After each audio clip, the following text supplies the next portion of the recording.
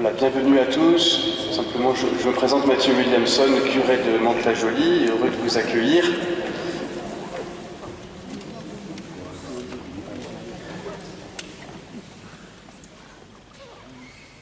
Nous sommes tous bouleversés et même choqués par l'actualité des abus, surtout quand il s'agit du fait d'un prêtre ou d'un consacré.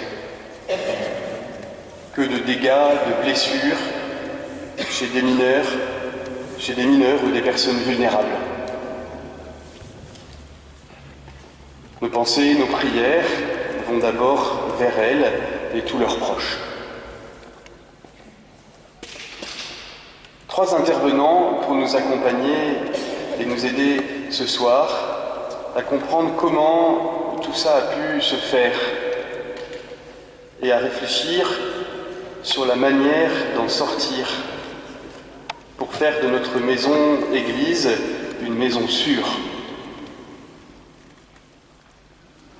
Alors je suis heureux d'accueillir Emmanuel Maignan, qui commande le groupement de gendarmerie de Mantes-la-Jolie et qui vient tout juste depuis 2 semaines d'être papa la 3e fois.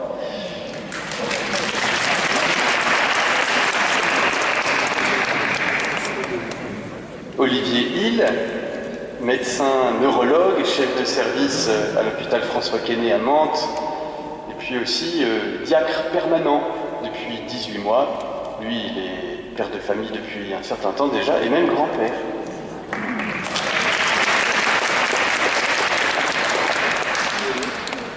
Bruno Valentin, évêque auxiliaire de notre diocèse de Versailles, pour l'ensemble des Yvelines, que le pape François a nommé à cette charge en décembre dernier.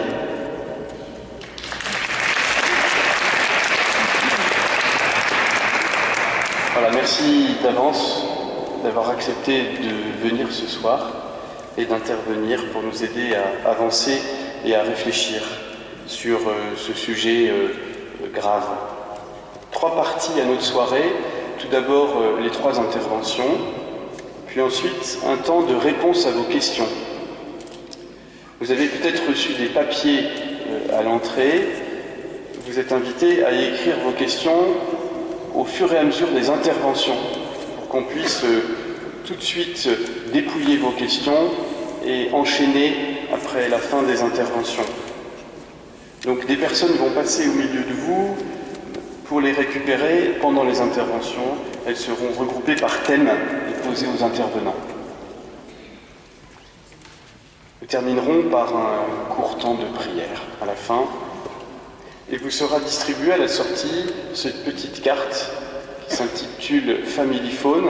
C'est un service du diocèse de Versailles qui existe depuis 2 ans peut-être. C'est un numéro gratuit qui est fait pour être écouté sur plein de sujets qui concernent la vie personnelle, la vie familiale, la vie conjugale avec les enfants, les parents, etc., les malades, les personnes handicapées. Toutes sortes de questions pour justement être écouté et être réorienté. N'hésitez pas à en prendre et puis en distribuer autour de vous. Je voudrais terminer en lisant l'introduction de la lettre du pape François du 20 août 2018.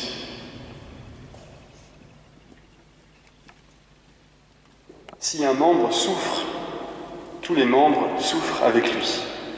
1 Corinthiens 12, 26. Ces paroles de saint Paul, écrit le pape, résonnent avec force en mon cœur, alors que je constate une fois encore la souffrance vécue par de nombreux mineurs à cause d'abus sexuels, d'abus de pouvoir et de conscience, commis par un nombre important de clercs et de personnes consacrées. Un crime qui génère de profondes blessures faites de douleur et d'impuissance, en premier lieu chez les victimes, mais aussi chez leurs proches et dans toute la communauté, qu'elle soit composée de croyants ou d'incroyants. Considérant le passé, ce que l'on peut faire pour demander pardon et réparation du dommage causé ne sera jamais suffisant. Considérant l'avenir, rien ne doit être négligé pour promouvoir une culture capable non seulement de faire en sorte que de telles situations ne se reproduisent pas, mais encore que celles-ci ne puissent trouver le terrain propice pour être dissimulées et perpétuées. La douleur des victimes et de leurs familles est aussi notre douleur. Pour cette raison, il est urgent de réaffirmer une fois encore notre engagement pour garantir la protection des mineurs et des adultes vulnérables. Voilà, c'est la parole.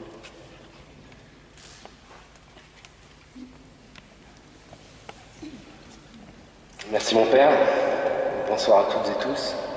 C'est un plaisir d'intervenir à la collégiale. Je suis moi-même un paroissien de la collégiale et commandant de gendarmerie, donc c'est à ce titre que j'interviens sur la protection des mineurs. Alors mon propos va être assez technique, parfois un peu lourd, donc j'espère que je vais réussir à vous captiver du début à la fin. Parce que je vais vous parler de la protection des mineurs au regard du code pénal. Voilà, comment la loi française prend en compte la vulnérabilité de nos enfants, les mineurs, qu'ils soient auteurs d'une infraction ou victimes d'une infraction. Voilà, je vais aussi vous parler des dernières évolutions, parce que la loi a pas mal évolué ces 2 dernières années. C'est durci en la matière. Et puis je vais terminer en vous parlant un petit peu de prévention. Alors tout d'abord, le mineur, au regard du code pénal. Comment ça se passe exactement ? Quand il est l'auteur d'une infraction, quand il commet une infraction, on scinde le mineur en 4 catégories, en fonction de son âge. Quand le mineur a moins de 10 ans, on considère qu'il est irresponsable pénalement. Il ne peut donc pas être poursuivi pénalement. Voilà, un enfant qui a moins de 10 ans, qui commet une infraction, on ne peut pas le condamner. En revanche, on peut mettre en place des dispositifs particuliers, le placer dans une famille d'accueil, par exemple, s'il y a un problème grave, ce genre de choses. Quand il a entre 10 et 13 ans, le mineur recevra des mesures éducatives, c'est-à-dire que la sanction, elle sera pédagogique, éducative. Voilà, il n'y aura pas de peine d'emprisonnement, bien sûr. Entre 10 et 13 ans, ça semble un petit peu scandaleux d'aller incarcérer des enfants. En revanche, à partir de 13 ans, les choses se corsent. À partir de 13 ans, de 13 à 16 ans, les mineurs peuvent être condamnés et donc incarcérés. En revanche, la peine qui est encourue est divisée par 2 par rapport à ce qui est prévu dans le code pénal. Imaginons, ils ont commis une infraction qui, dans le code pénal, prévoit 5 ans d'emprisonnement.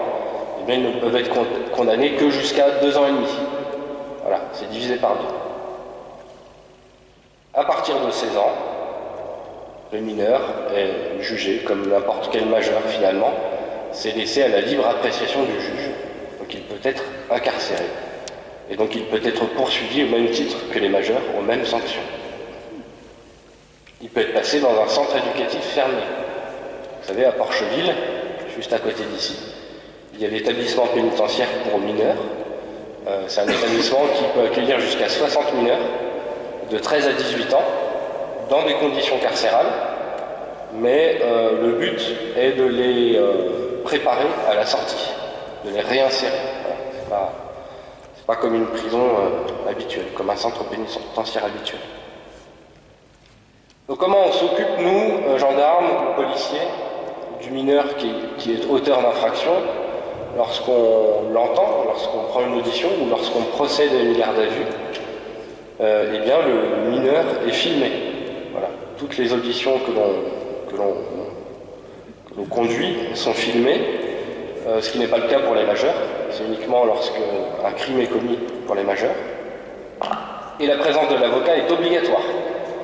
Voilà.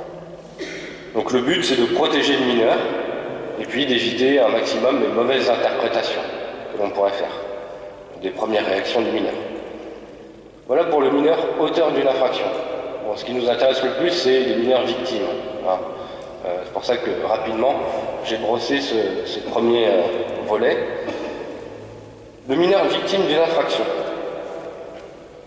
À chaque fois que le mineur a moins de 15 ans, on considère que le fait qu'il ait été victime d'une infraction est une circonstance aggravante. Circonstance aggravante, c'est-à-dire que la peine qui est prévue par la loi sera amplifiée, aggravée. C'est-à-dire que, par exemple, au lieu de 5 ans de prison, on va encourir 7 ou 8 ans de prison, parce que la victime a moins de 15 ans. Alors on a envie de dire, pourquoi pas 18 ans, pourquoi 15 ans? Parce qu'on a considéré, le législateur a considéré, que 15 ans, c'est l'âge au-dessous duquel l'auteur ne peut pas avoir eu connaissance qu'il s'agissait d'un enfant. C'est-à-dire que quand on a moins de 15 ans, c'est un petit peu difficile d'aller dire au juge, je pensais qu'il était majeur. Donc cette limite d'âge a été fixée à 15 ans.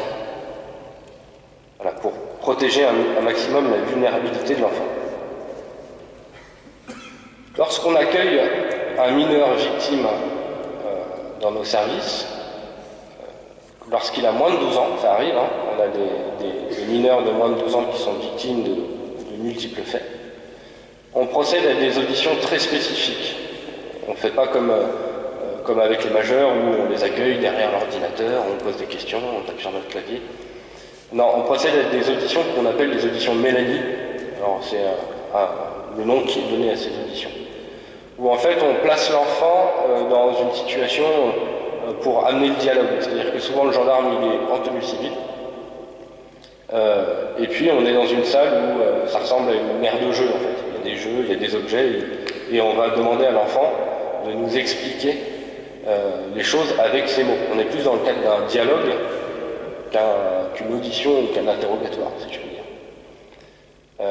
Tout ça est filmé et le gendarme n'est pas en train de prendre des notes. Il est concentré à ce qu'il fait. Quand il peut, il est accompagné d'un psychologue. Alors nous, on a de la chance à Mantes-la-Jolie, on a une salle spécifique.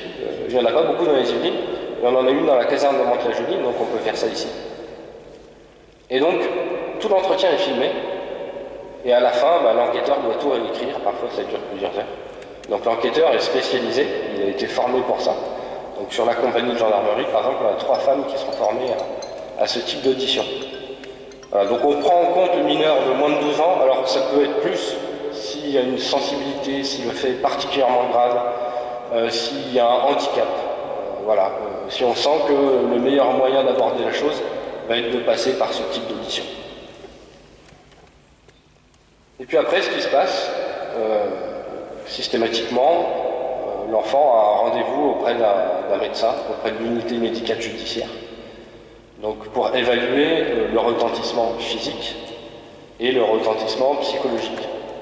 Puis si on a des doutes sur la véracité des faits, il peut y avoir aussi un rendez-vous auprès d'un psychiatre qui va nous dire si la version de l'enfant est crédible ou pas. On a aussi des enfants qui sont poussés à dire des choses qui sont inexactes pour atteindre des objectifs. C'est souvent les séparations de couple où l'enfant va nous décrire quelque chose subi par le papa, mais en fait c'est la maman qui vice-versa.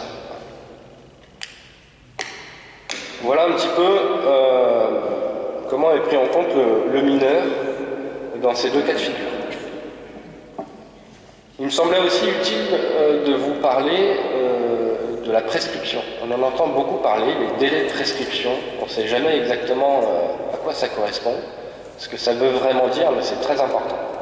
Surtout dans tout ce qui touche aux mineurs et tout ce qui touche aux atteintes sexuelles sur les mineurs. Et là-dedans, sur ce thème de la prescription, la loi a beaucoup évolué ces 2 dernières années. Donc la prescription, qu'est-ce que c'est? Alors là, il va falloir vous accrocher, c'est le moment où la définition est un peu lourde. La prescription de l'action publique, moi-même je dois la regarder parce que je ne la connais pas par cœur.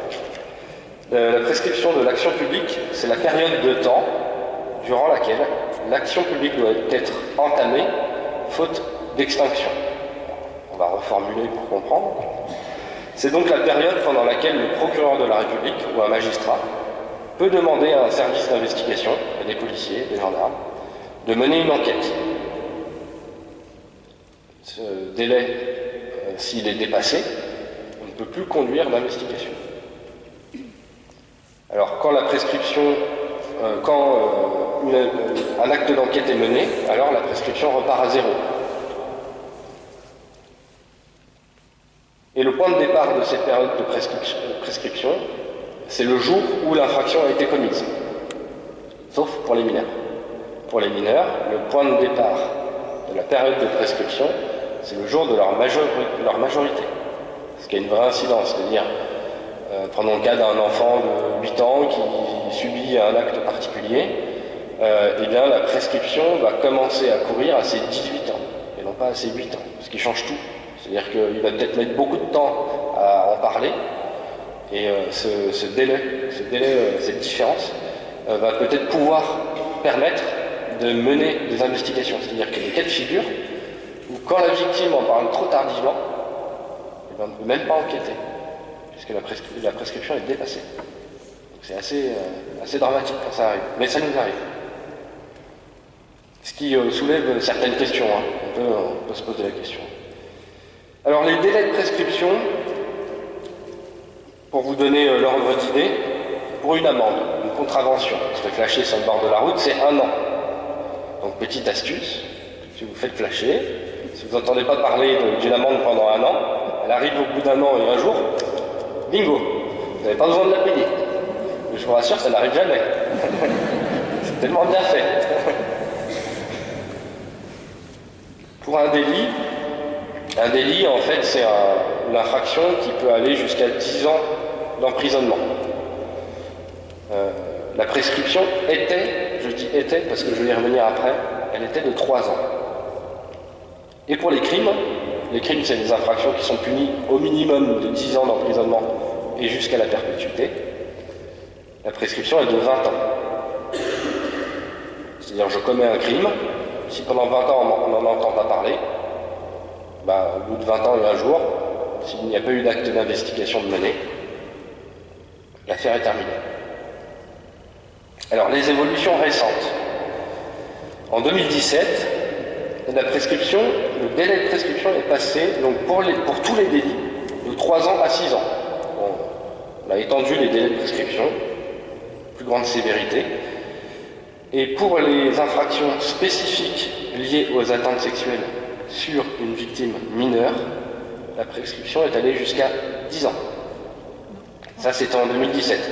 Ça veut dire que, comme elle commence à la date de la majorité, jusqu'à ses 28 ans, une victime mineure pouvait enclencher une action, déposer une plainte sur des délits liés à des atteintes sexuelles. Et en août 2018, la loi a encore fait un bond en avant. Et là, vous allez voir que ça n'a plus rien à voir. Elle a évolué. Elle a porté à 20 ans au lieu de 10 ans. Comme les crimes, la prescription pour les 3 délits suivants: l'atteinte sexuelle, l'agression sexuelle et la violence sexuelle. Et lorsque ces 3 délits sont commis sur des mineurs de moins de 15 ans, la prescription est portée à 30 ans. Donc maintenant, on a jusqu'à 48 ans pour venir enclencher une action judiciaire. Ce qui est, là, change tout. Voilà.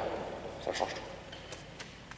Mais c'est très important, parce qu'on se rend compte, quand on reçoit des victimes, que lorsque c'est pas découvert immédiatement dans le cadre familial, quand l'enfant n'en parle pas, ou quand c'est pas dans le cadre du milieu associatif, ou quand c'est pas l'infirmière scolaire ou l'enseignant qui en parle et qui fait un signalement au procureur, il y a des enfants qui gardent ça très très très longtemps.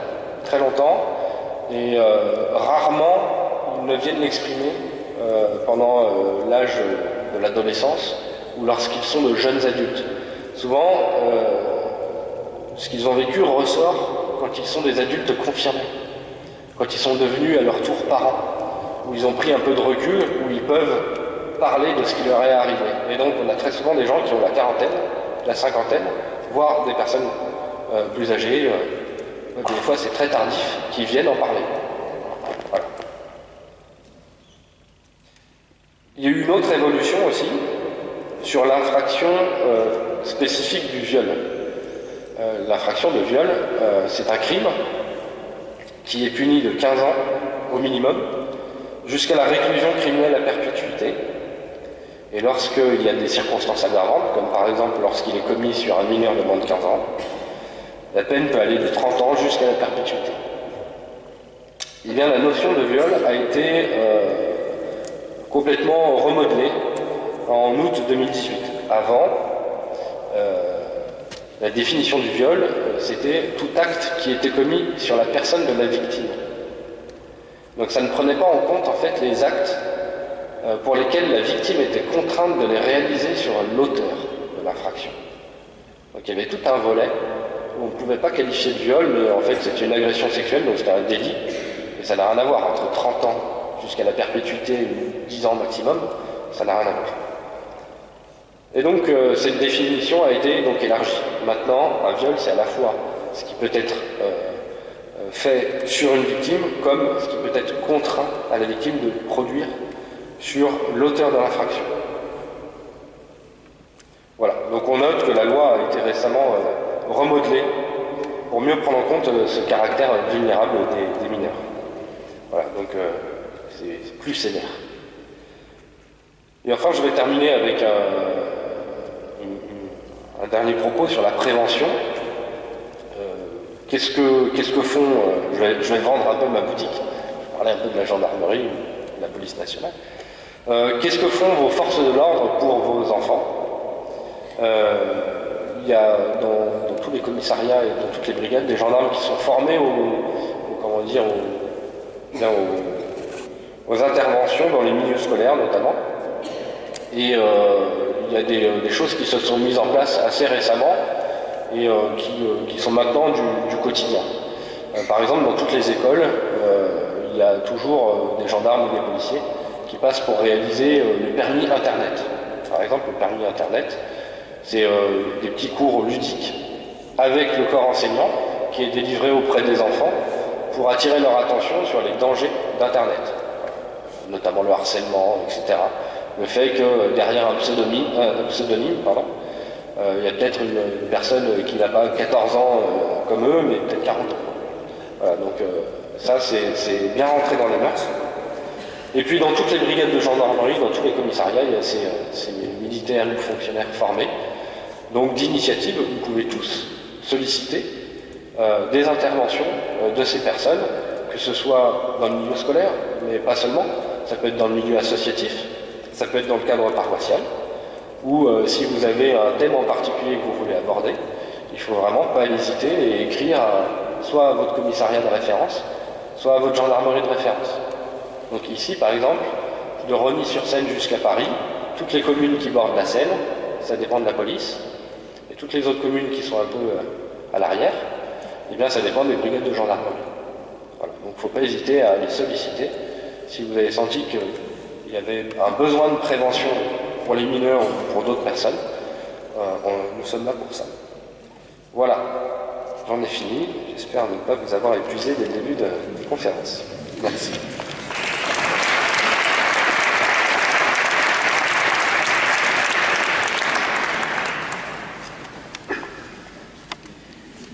Voilà, bonsoir à tous. Donc, je m'appelle Olivier Hill, je suis neurologue à l'hôpital.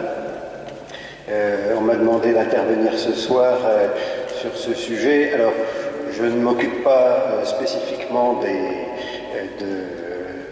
des auteurs ou des auteurs pédophiles, mais plutôt des victimes que je peux recevoir dans mon activité professionnelle.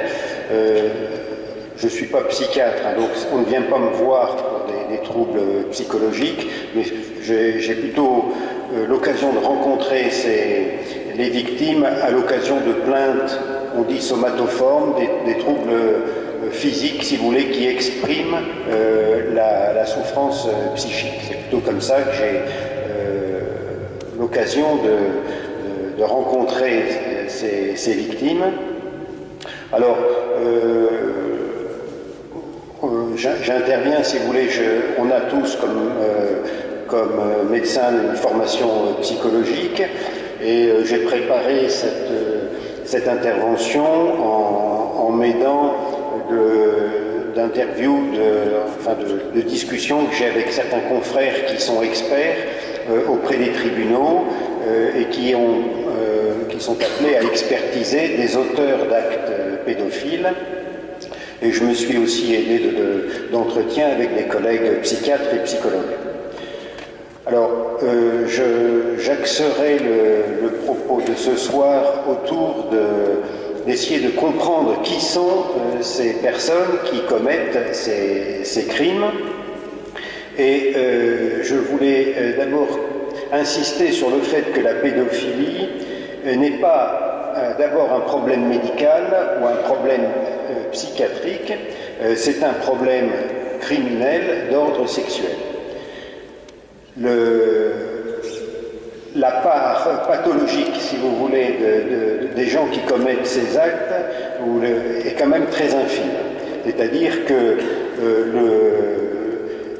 les gens qui sont malades au point de vue psychiatrique, qui ont une maladie qu'on appelle une psychose, qui altèrent le jugement, altèrent la vie de relation, qui font souffrir les malades eux-mêmes et leur entourage, et qui s'expriment souvent par des délires, si vous voulez, eh bien, ces gens-là ne commettent pas, ou très exceptionnellement, ces crimes. Dans l'ordre de la pathologie psychiatrique, on retrouve aussi des gens qu'on appelle avoir des personnalités pathologiques, c'est-à-dire qui ont des modes de fonctionnement qui sont un peu stéréotypés et qui perdent la souplesse qui permet à chacun de s'adapter aux variations du quotidien. Par exemple, vous avez entendu parler des personnalités psychopathiques. Ce sont des gens qui sont très instables, qui sont très impulsifs, qui passent à l'acte très rapidement, et dans nos prisons, souvent il y a ce type de personnalité.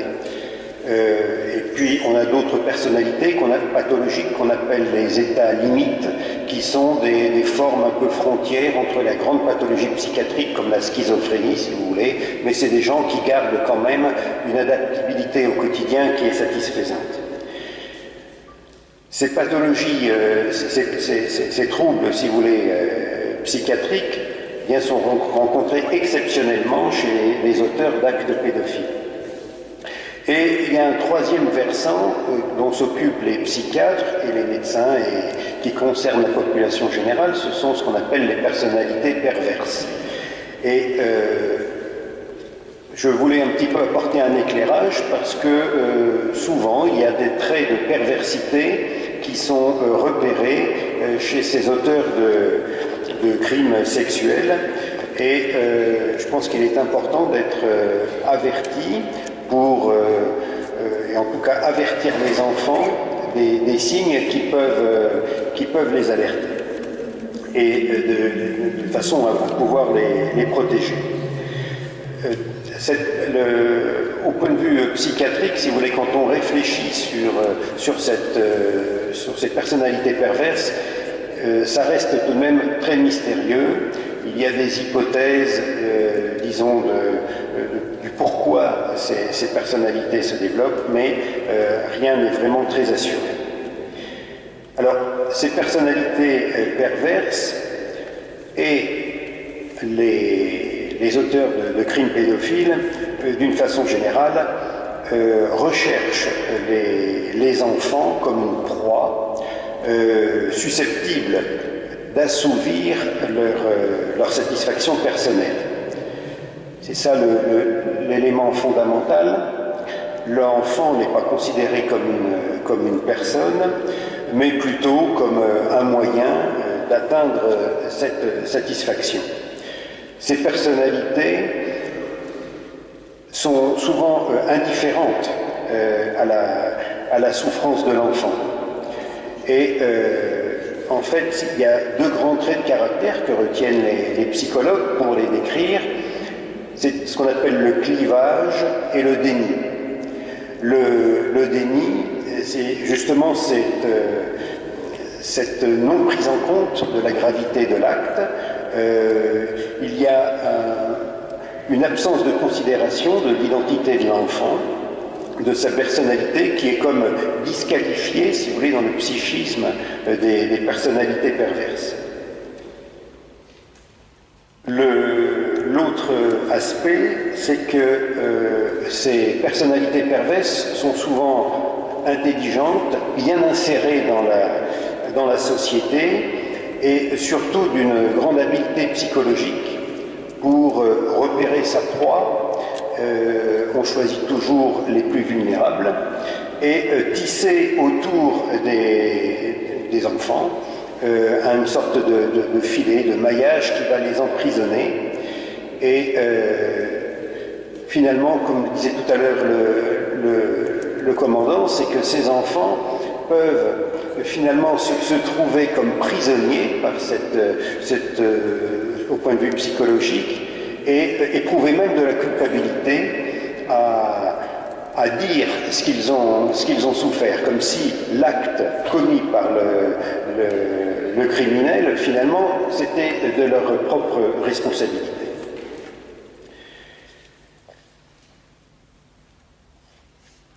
Voilà, c'est un peu les grands traits de caractère de ces personnalités perverses qu'on peut retrouver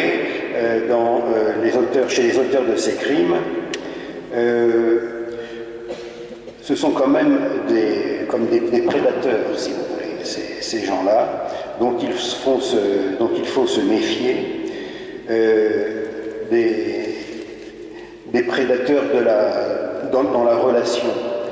On dit que les pervers, si vous voulez, dans la perversité, dans les perversions, il n'y a pas de rencontre. Voyez, tout ce que font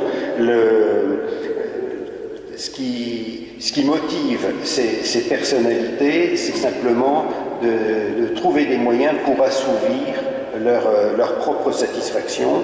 Et quand il s'agit de perversion sexuelle, c'est l'acte sexuel qui est recherché pour lui-même.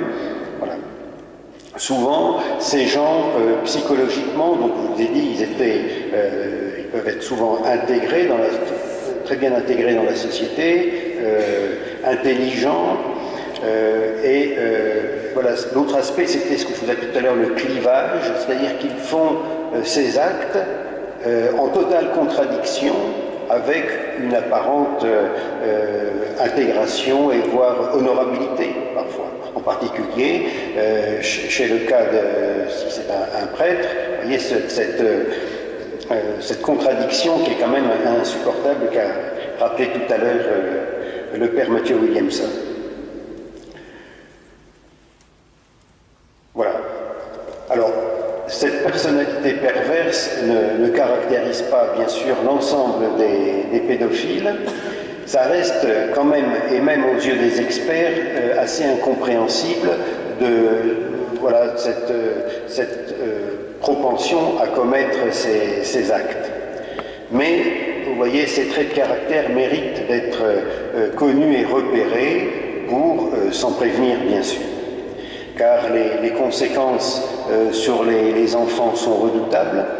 Un enfant, par définition, c'est un organisme en formation, en devenir, à la fois au point de vue corporel, bien sûr, mais le développement psychique est du même ordre.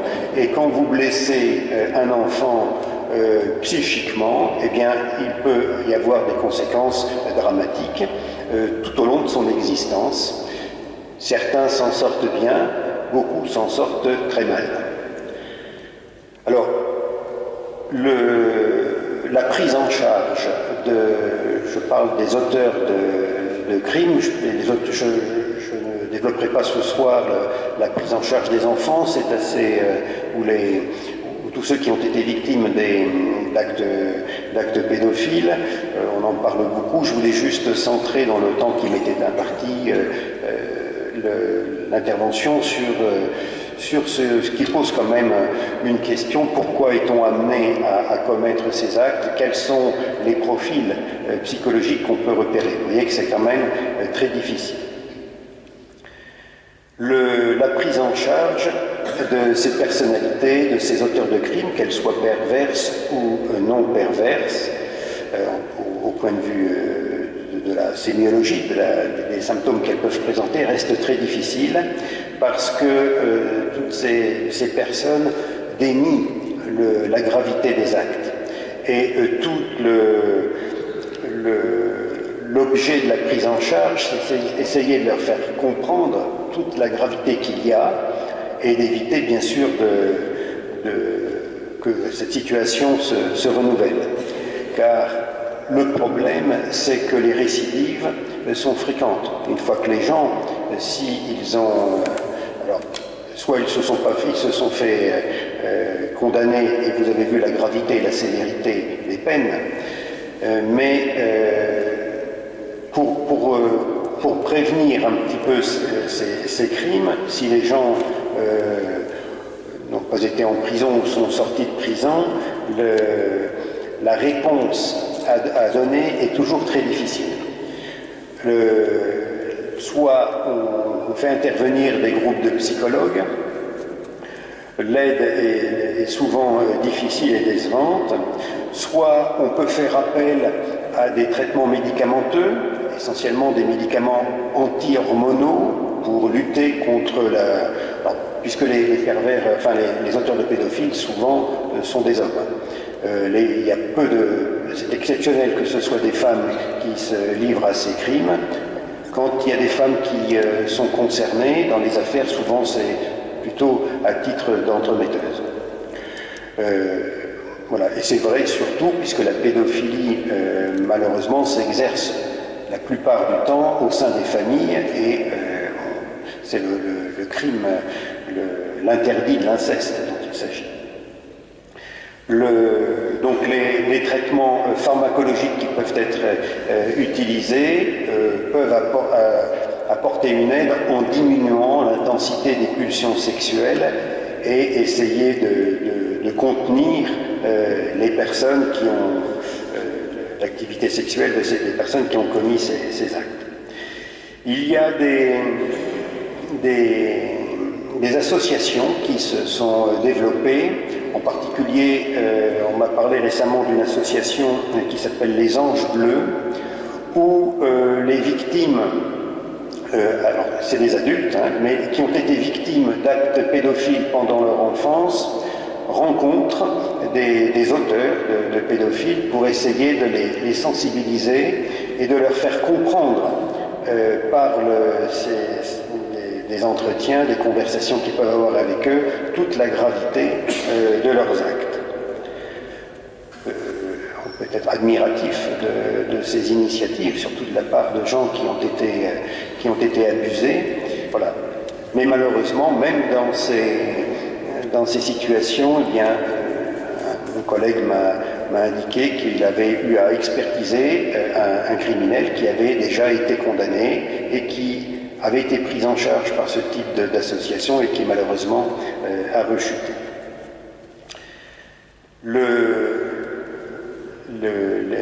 L'acte thérapeutique, je dirais, essentiel, c'est l'acte préventif. Vous avez, le commandant Magnan vous a parlé un petit peu de tout ce qui est mis en place pour libérer la parole le plus précocement possible, essayer de prendre en charge ces malades, ces enfants plutôt avant que la plaie psychologique, si je peux m'exprimer ainsi, soit trop grande et perturbe trop leur développement psychique. Les autres versants, c'est l'action préventive qui peut s'exercer. Bien sûr, vous voyez là dans les médias, il y a une interdiction formelle de ceux qui se sont livrés à des actes pédophiles d'avoir des contacts avec les enfants. Ça, c'est une règle absolue qu'il ne faut pas transgresser, parce que malheureusement, si vous voulez, pédophilie, ça veut dire qui aime les enfants. Voilà. Mais on voit bien la perversion de cette qualification, puisque c'est finalement tout à fait l'inverse. On n'aime pas les enfants pour eux-mêmes, on aime l'acte qu'on commet pour soi-même sans considérer les souffrances qu'on inflige. L'aspect éducatif est donc très, très important aussi, puisqu'on essaye il faut avertir les familles. Ça se fait au sein des familles, mais aussi à l'école. Vous avez vu les mesures dont parlait le commandant Magnan, qui sont extrêmement importantes pour sensibiliser les gens, et surtout les familles et les enfants il y a un enfant, on lui apprend à ne pas se brûler, il a très vite compris de ne pas mettre sa main sur la gazinière, eh bien, il y a des symptômes qui doivent l'alerter et qui doivent tout de suite lui clignoter, si vous voulez, comme une alarme. Hein. Quand un adulte lui fait des propositions, essaye de l'isoler, voilà, tout de suite l'enfant doit être alerté du caractère inhabituel et inacceptable, enfin comment dire, anormal plutôt des choses. Voilà. Je voulais terminer cette intervention en vous conseillant, parce que je m'y suis référé et je le trouve très très bien fait, vous pouvez consulter le site de la Conférence des évêques de France sur ce chapitre de la pédophilie. Tout un grand dossier est fait et qui couvre un peu l'ensemble des problèmes. Voilà, moi je me suis axé pour l'intervention de ce soir sur essayer de comprendre un peu le pourquoi et les personnalités qui commettent ces actes, mais vous avez des informations plus générales sur justement les enfants, ceux qui sont victimes, comment les accompagner, des références aussi des contacts qui vous sont donnés, ce site est vraiment très bien fait. Voilà, je vous remercie.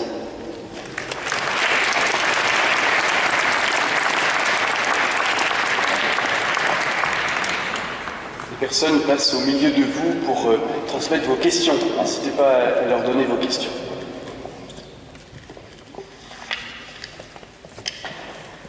Voilà, s'il vous reste encore un peu de capacité d'écoute et d'attention, je prends le relais en essayant d'être aussi concis que mes deux prédécesseurs, de manière à laisser un temps suffisant à vos questions, à vos interventions, parce que je crois qu'un des enjeux majeurs de ce type de soirée, c'est que nous puissions avoir un échange direct.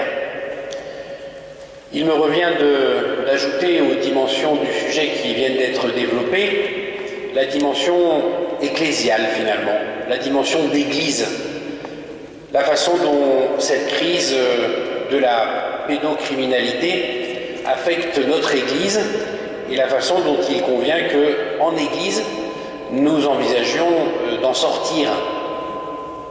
Il y aura deux temps pour l'essentiel dans mon propos. Le premier va consister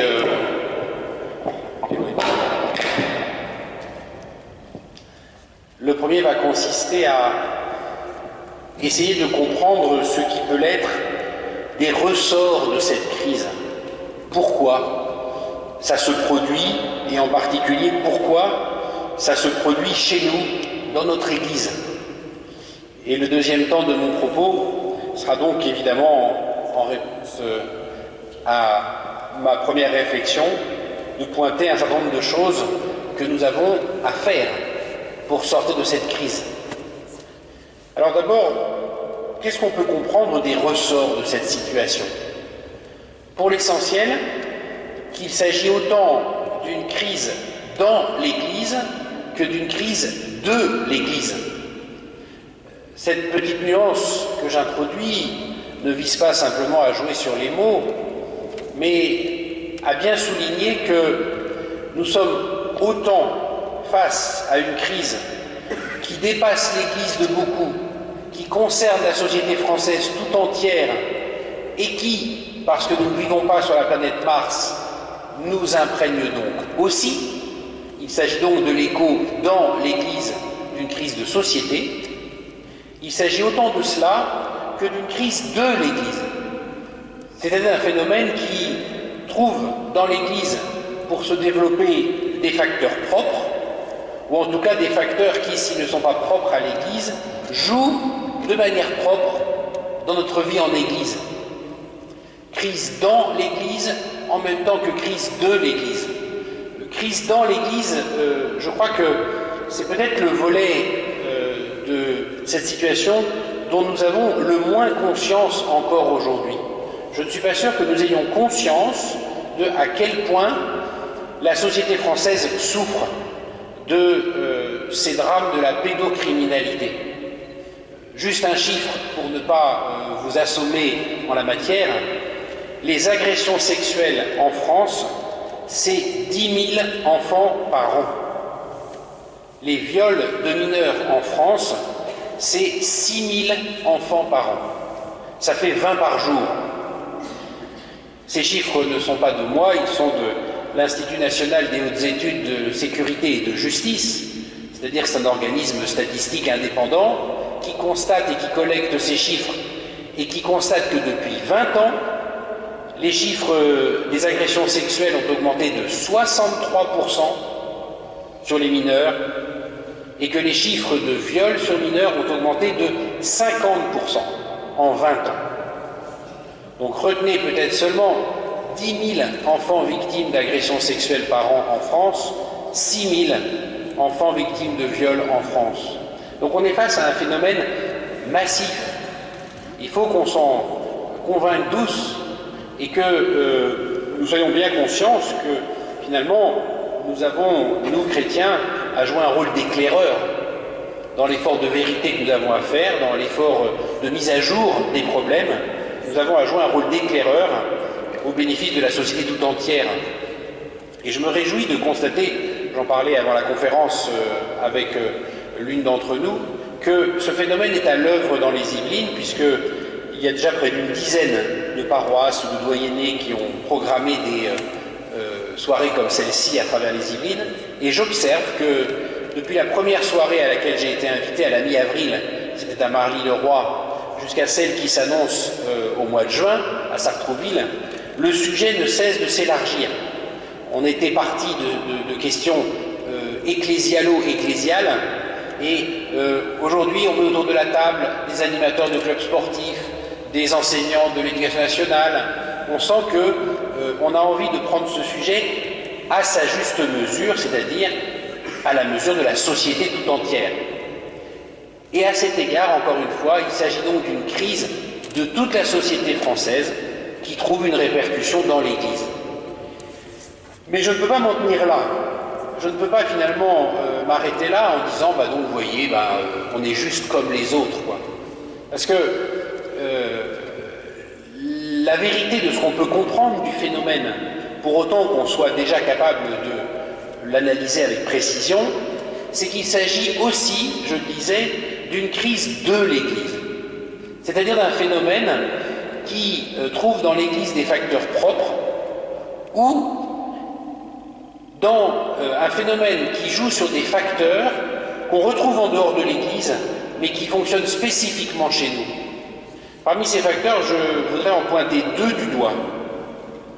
Le premier, c'est tous les bouleversements qu'a pu connaître au cours de ces dernières décennies la relation éducative, la relation qui attache un adulte à un enfant dans le travail d'éducation, de transmission, d'accompagnement d'un enfant par un adulte pour le faire grandir. C'est une relation éminemment complexe, éminemment fragile et finalement très facile à dévier, à manipuler de la part de l'adulte. C'est très facile parce que dans le fait de faire grandir une intelligence, le fait de transmettre un savoir, on va nécessairement générer chez l'enfant un phénomène d'admiration, un phénomène de volonté d'identification avec celui qui me fait grandir, phénomène d'admiration et de volonté d'identification qui est ensuite assez facile finalement à exploiter, à détourner dans des jeux de perversité du type de ceux que Olivier Hill nous a décrits il y a un instant. Cette relation éducative qui existe depuis la nuit des temps, on en est tous d'accord, a très longtemps été codifiée de manière très stricte au fond par la société. La société a longtemps et de manière finalement assez stable défini précisément ce qu'était un adulte, ce qu'était un enfant, comment il convenait qu'un adulte se comporte vis-à-vis d'un enfant, comment il convenait qu'un enfant se comporte vis-à-vis d'un adulte, qu'est-ce qu'on avait le droit de dire, de ne pas dire quand on était enfant. Rappelez-vous la façon dont on vous demandait, quand vous étiez vous-même enfant, de vous tenir à table, tout simplement. Ça faisait partie de ces multitudes de codes bien connus, bien stables, qui organisait et donc en quelque sorte protégeait la relation de l'adulte avec l'enfant. Et nous savons bien que ces codes ont volé en éclats au cours de ces dernières décennies. Il n'y a plus de repères qui fassent vraiment consensus. Chacun, l'adulte comme l'enfant, est invité à se définir lui-même en fonction de ce qu'il veut être. Et cette relation qui a été finalement brouillée de manière très forte, elle concerne au premier chef les prêtres. Pourquoi? Eh bien parce que d'abord, d'un point de vue, je dirais, empirique, beaucoup se sont engagés sur ce terrain de l'éducation. Beaucoup de prêtres, d'hommes d'église, de religieux, de religieuses se sont trouvés impliqués sur ce terrain de l'éducation avec l'efficacité, ou en tout cas l'autorité supplémentaire de leur poids spirituel. Et c'est tout à leur honneur, ils se sont souvent déployés sur ces terrains-là en priorité auprès des plus fragiles, en priorité auprès des populations, auprès des enfances, que d'autres ne se précipitaient pas pour prendre en charge. Historiquement, quand on connaît un peu par exemple l'histoire des ordres enseignants, on remarque que c'est assez fréquent qu'ils se soient créés pour les populations dont personne n'avait envie de s'occuper. Donc voilà au fond, vous voyez, une population, les prêtres, les religieux, les religieuses, très investis sur le terrain éducatif, investis avec toute l'autorité que peut avoir un adulte vis-à-vis d'un enfant, une autorité décuplée par leur statut spirituel. Vous voyez bien comment ce simple état de fait devient potentiellement explosif lorsque les codes qui protègent la relation éducative volent en éclats. Parce qu'alors, eh bien, toutes sortes de garde-fous permettant à des personnalités un peu fragiles de se contenir finalement se trouvent retirés et les victimes sont potentiellement laissées sans défense face à leurs bourreaux. Là a certainement joué un facteur important qui explique une relative prévalence supérieure à la moyenne des phénomènes de pédocriminalité dans les institutions éducatives qui ont pu exister autrefois en quantité bien plus importante qu'il n'existe aujourd'hui. Pour notre diocèse, par exemple, on sait bien que le petit séminaire qui existait à Versailles jusqu'à il y a une cinquantaine d'années, et qui a disparu depuis, a été un lieu à risque. Il y a même un livre qui a été écrit par des anciens du petit séminaire sur ce qu'ils ont vécu dans cette institution. Ça n'est pas par hasard que ça se soit justement produit dans cette institution. L'autre facteur que je voudrais pointer du doigt, parce qu'il commence à émerger de manière assez nette, en particulier dans les affaires qui défrayent l'actualité, c'est le complexe de citadelle assiégée, qui explique beaucoup des phénomènes auxquels on a pu assister, et en particulier de l'ampleur et de la durée de ces phénomènes. J'appelle par complexe de citadelle assiégée le réflexe d'une institution qui, face à un environnement perçu comme hostile, met en place des stratégies d'enfermement et de repli sur soi. C'est un phénomène qui a joué par exemple à plein dans le monde anglo-saxon et qui explique les ravages qui ont pu survenir en Irlande, aux États-Unis et dans tous ces pays qui culturellement, au Canada et ailleurs, dans tous ces pays qui culturellement sont des pays dans lesquels les catholiques ont toujours été minoritaires. Ce qui les a amenés à mettre en place des institutions conçues comme des citadelles assez fortes, assez fermées, des internats, des structures de cet ordre, exclusivement cléricales, c'est-à-dire animées uniquement par des prêtres, ou des religieux ou des religieuses, où des enfants étaient pris en charge pendant la totalité de leur enfance, dans une logique au fond de conservatoire. Vous voyez, on les mettait sous cloche face à un monde qui était culturellement hostile aux catholiques, pour bien, les faire grandir dans une espèce d'atmosphère sous vide, si j'ose dire. On voit bien comment la mise en place de telles structures expose à toutes les dérives, dès lors qu'il s'agit d'un monde fermé, exclusivement clérical, et dans lequel les contrôles et les médiations ordinaires ne peuvent pas jouer. La France n'a pas connu cette situation culturelle. En France, le catholicisme a longtemps été dominant dans notre pays. Pourtant, cette logique de citadelle assiégée, elle a fonctionné et elle fonctionne encore parfois entre nous, non pas dans notre rapport de nous avec le monde, mais entre nous, à travers tous les clivages de sensibilité, d'idéologie qui peuvent exister d'un bout à l'autre du spectre des catholiques. Ce sont ces clivages de sensibilité, ce sont ces clivages d'idéologie qui vont amener à considérer que par rapport à une institution dominante qui est mauvaise, parce qu'elle n'est pas de ma sensibilité, lorsque je trouve le bon prêtre, celui qui, lui, a compris ce que c'était que la foi, celui qui, lui, a compris ce que c'était que l'éducation, alors je le considère comme intouchable. Alors, tout lui est permis. Tout lui est permis dans les rapports avec les enfants, mais même tout lui est permis d'un point de vue institutionnel. C'est-à-dire qu'on va permettre qu'il mette en place des structures, écoles, groupes scouts, dont il est le seul responsable. Parce que comme il est le bon prêtre, vous comprenez, face à une institution qui est mauvaise, évidemment, non seulement on va lui permettre, mais on va l'encourager de se soustraire à tous les contrôles de l'institution. C'est exactement le ressort principal de l'affaire du père Prénat à Lyon.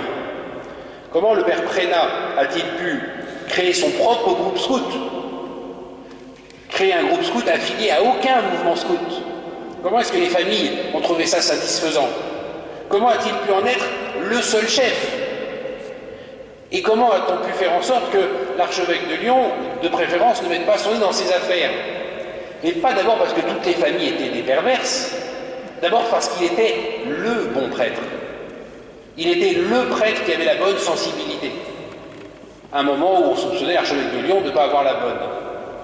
Il faut bien comprendre que cette mécanique-là, quand elle, au fond, pour parler de manière triviale, amène à consentir à un prêtre un statut de gourou, alors permet toutes les dérives qu'on observe ensuite. Et quand on regarde les phénomènes qui ont pu avoir dans l'Église, on remarque que souvent, c'est ça qui a joué. Je n'ai pas beaucoup de temps, donc je ne voudrais pas allonger trop la liste, mais la crise, la déconstruction du lien d'éducation, qui a fait que, au fond, les prêtres n'ont plus su se situer comme adultes par rapport à un enfant, encore moins en tant que prêtre. Cette logique de reconnaître une espèce de statut hors sol, de passe-droit systématique, d'autoriser un homme ou une femme à se soustraire à toute régulation institutionnelle au nom de considérations idéologiques et au fond de mettre en place des mécanismes d'ordre sectaire, ces facteurs-là et d'autres ont comme fondement initial ce que le pape François appelle le cléricalisme. C'est un mot un peu tarte à la crème, donc il devient un peu difficile à manier aujourd'hui parce que chacun commence à y mettre un peu ce qu'il a envie d'entendre, et ça devient, on commence à avoir sur le sujet des débats un peu inutiles finalement, mais pour l'essentiel, le cléricalisme désigne un phénomène assez simple à caractériser, c'est un usage dévoyé du pouvoir spirituel. Voilà. C'est au nom du pouvoir spirituel que je détiens comme prêtre, en déduire des relations sur les personnes ou des fonctionnements institutionnels dévoyés. Alors, le cléricalisme a mille et un visages, mille et un ressorts, mais ce que nous devons bien comprendre, nous, chrétiens, c'est que pour l'essentiel, c'est un problème de foi, le cléricalisme. C'est pas d'abord un problème de structure, c'est pas d'abord un problème de gouvernement, c'est un problème de foi.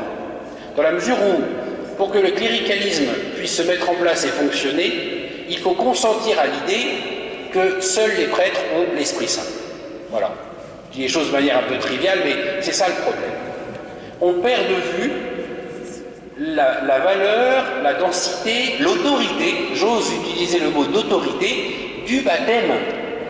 Du baptême. L'Esprit Saint est donné aux baptisés comme il est donné aux prêtres. Et donc, déléguer la totalité du pouvoir aux prêtres, parce que c'est ceux qui savent parce que c'est ceux qui sont formés, parce que c'est ceux qui ont l'Esprit Saint, c'est n'avoir pas compris ce que l'Esprit Saint donne aux baptisés.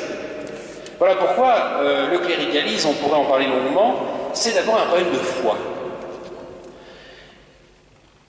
Ces éléments que je viens de souligner, de ce qui constitue véritablement une crise de l'Église, donc un problème propre à notre Église, ont amené récemment le futur président de la Conférence des évêques de France, Monseigneur Moulin-Beaufort, à dire devant la commission d'enquête du Sénat sur les abus sexuels sur mineurs que nous devions, nous, Église catholique, reconnaître le problème comme systémique. Le mot est fort, systémique. Alors, systémique, ça ne veut pas dire systématique. Ça ne veut pas dire que tous les prêtres sont des pédophiles. Ça ne veut pas dire ça, systémique. D'autant plus qu'aujourd'hui, nous n'avons pas d'éléments pour dire que la prévalence soit plus forte dans le clergé qu'ailleurs. Nous n'avons pas non plus d'éléments pour dire que ce n'est pas le cas. J'y viendrai dans un instant, on espère y voir plus clair dans quelques temps. Donc, quand on dit que c'est systémique, on ne dit pas que c'est plus nombreux qu'ailleurs, la vérité c'est qu'on n'en sait rien. Quand on dit que c'est systémique, on dit qu'au fond, nous devons reconnaître que nous ne sommes pas seulement face à des cas isolés. Nous ne sommes pas seulement face à un problème de brebis galeuse qu'il s'agirait de repérer et de traiter. Nous sommes incontestablement face à une crise qui a des causes structurelles et que ces causes structurelles, il nous appartient, ensemble, de les traiter. Alors j'en viens à mon deuxième point. Que devons-nous faire? Le pape François a publié tout récemment un document sur le sujet, il y a quelques jours, dans lequel il a notamment ces mots: pour que ces phénomènes, sous toutes leurs formes, ne se reproduisent plus, il faut une conversion continue et profonde des cœurs, attestée par des actions concrètes et efficaces qui impliquent chacun dans l'Église. Deux éléments donc de réponse qui sont proposés par le pape: une conversion des cœurs et des actions concrètes. Je reprendrai ces deux éléments dans l'ordre où le pape nous les propose. Pourquoi parler de conversion? Parce que, je l'ai dit il y a un instant, nous sommes face à un problème qui s'enracine jusque dans notre foi, mais aussi plus profondément, et là, c'est un élément qui relève de ma conviction personnelle et que je serais intéressé de discuter avec vous. Je suis de plus en plus convaincu que l'appel à la purification qui nous est fait vient de Dieu lui-même. Et ce qui me donne cette conviction, c'est l'année 2016. 2016, c'est l'année où la crise de la pédocriminalité a pris dans l'Église de France les dimensions qu'elle a aujourd'hui. Et plus largement d'ailleurs au niveau mondial. 2016, c'est l'éclatement à son apogée de l'affaire Prénat par exemple. 2016, c'est aussi l'année de la miséricorde. Rappelez-vous, pendant un an, dans toutes nos communautés, à l'invitation du pape François, on a travaillé, prié, célébré ce thème de la miséricorde. Eh bien, je ne suis pas loin de penser que ce déferlement de scandales, c'est la réponse de Dieu à notre prière. Je ne suis pas loin de penser que, en réponse à la prière du peuple de Dieu, qu'il nous soit fait miséricorde, il nous a été donné un dévoilement relativement sans précédent de la réalité du péché dans l'Église. Il me semble que c'est un don de Dieu que de nous révéler, même de manière assez crue et assez brutale, la noirceur de ce péché dans notre Église. C'est Dieu lui-même qui nous appelle à la vérité, à cette vérité qui rend libre. Et nous sommes donc devant un enjeu de conversion qui consiste, pour dire les choses de manière synthétique, à vouloir savoir et à oser dire.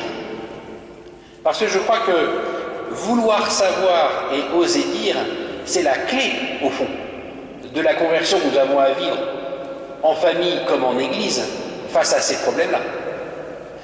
on a d'abord et avant tout comme premier réflexe de ne pas avoir très envie de les voir, de ne pas avoir très envie de les savoir.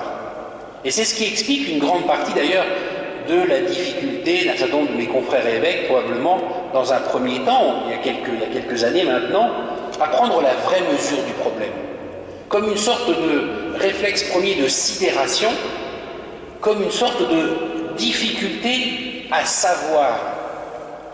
Donc je crois que la pointe de notre conversion, c'est véritablement de vouloir savoir et d'oser dire, avec une difficulté particulière qui va consister à maintenir cette attention dans la durée. Parce qu'il faut être très conscient du fait que l'extrême émotion que suscitent aujourd'hui ces questions, du fait du jeu médiatique que nous connaissons tous, a un très puissant effet de mise en lumière, mais un tout aussi puissant effet d'envie de passer à autre chose. C'est comme ça que fonctionnent assez couramment d'ailleurs aujourd'hui, vous le savez, toutes les indignations médiatiques. On s'enflamme pour un sujet et 48 heures plus tard, on est déjà passé à un autre sujet d'indignation collective. Prenons garde que ces problèmes de pédocriminalité ne suivent pas le même mouvement. Nous avons, je crois, à maintenir l'attention dans la durée. Ce serait très triste qu'au fond, il y ait une espèce de catharsis qui se produise avec une espèce de scandale généralisé pour que, quelques années plus tard, on ait décidé de tourner la page, de remettre le couvercle et d'oublier le problème. Parce que je crois qu'au contraire, nous avons à interroger loyalement, et ça va prendre du temps, nos structures de formation, nos structures de vigilance fraternelle, les règles du jeu de nos vies en communauté, jusque dans nos paroisses, jusque dans nos doyennés, les relations entre prêtres, les relations d'un prêtre avec son évêque. C'est tout ça qu'il nous faut interroger. C'est tout ça que nous avons progressivement à remettre en chantier pour agir de manière déterminée.